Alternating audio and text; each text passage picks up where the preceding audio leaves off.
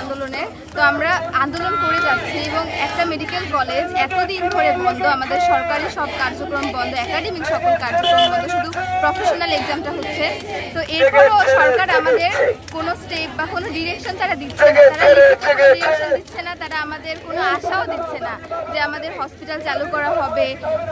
তো আমরা এখন আসলে রাস্তা ব্লক করতে বাধ্য হয়েছি, কারণ আমাদের দেয়ালে পিঠ থেকে গেছে। এখন পর্যন্ত আমরা তাদের কাছ থেকে কোনো ডিরেকশন পাইনি যে তারা আমাদের হসপিটাল চালু করবে। তারা আমাদের সাথে কোনো আলোচনায় বসেনি এখন পর্যন্ত। আমরা চেয়েছিলাম স্বাস্থ্যমন্ত্রীর সাথে সরাসরি আলোচনায় বসতে, কিন্তু তারা আমাদের ওইখানেও অ্যাভয়েড করেছে। তারা নিজেরা সচিব বা উপসচিব বা ডিজি বা পিডি যারা রয়েছে তারা নিজেরা আলোচনা করতে চাচ্ছে।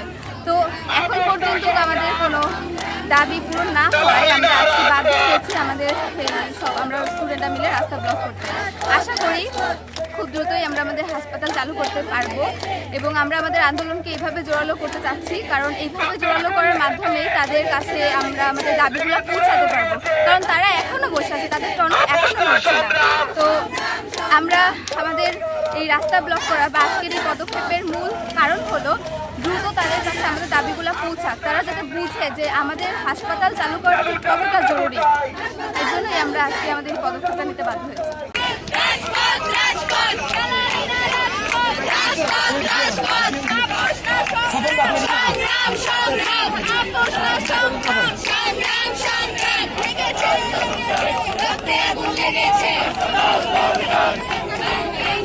হাসপাতাল দরকার, লেগেছে, রক্তে আগুন লেগেছে।